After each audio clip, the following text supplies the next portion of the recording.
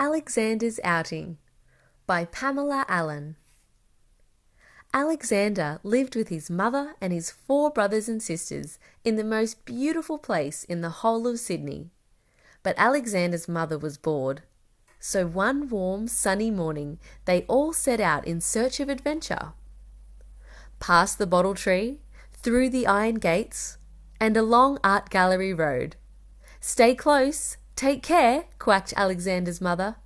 But Alexander did not stay close, and Alexander did not take care. He straggled behind with his head in the air. In College Street, a man rushed out and stopped the traffic. "Stay close, take care," quacked Alexander's mother. But Alexander did not stay close, and Alexander did not take care. He straggled behind, and he did not hear. By the time they reached the other side, Alexander had disappeared. Quack, quack, quack. Alexander's mother quacked and quacked. "Alexander! Alexander!" And all his brothers and sisters quacked and flapped, but they couldn't find Alexander anywhere. When they stopped making such a din, they heard a faint and distant quack from deep down in the earth. A young man and a middle-aged lady came over to see what was going on. Quack, quack, quack. The young man tried to reach Alexander, but his long arms were not long enough. Quack, quack, quack. The middle-aged lady had an umbrella, so the young man tried again with his long arms and the umbrella, but they weren't long enough either. Quack, quack, quack. A young couple picnicking in Hyde Park heard all the commotion, packed up their basket, and came over to see what all the fuss was about.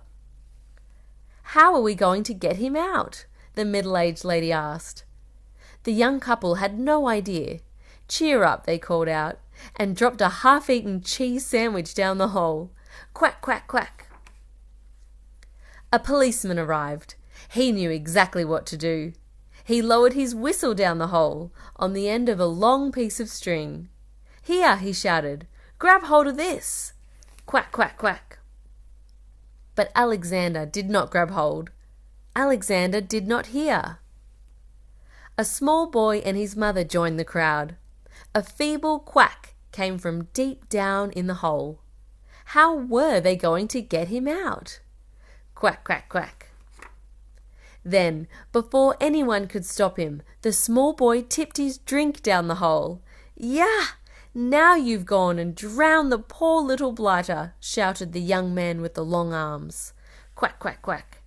And they all tried to peer down the deep dark hole to see. Everyone started talking at once.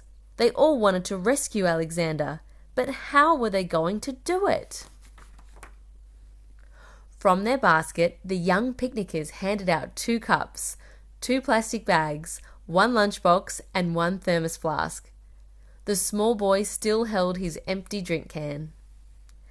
Then, ducks and all, they pranced in one long snaky line to the Archibald fountain. Now, dipping and tipping, skipping and dripping, quacking and flapping, dripping and skipping, from the fountain to the hole and back again they danced. Quack, quack, quack. Slowly the water rose, up and up, until out popped Alexander like the cork out of a bottle. His mother flapped and quacked, and all his brothers and sisters flapped and quacked. Such joyful quacking, such happy flapping. When the celebrations were over, they set off, still quacking and flapping, back across College Street, along Art Gallery Road, through the iron gates, past the bottle tree, and got safely home in time for tea. Quack, quack, quack. The end.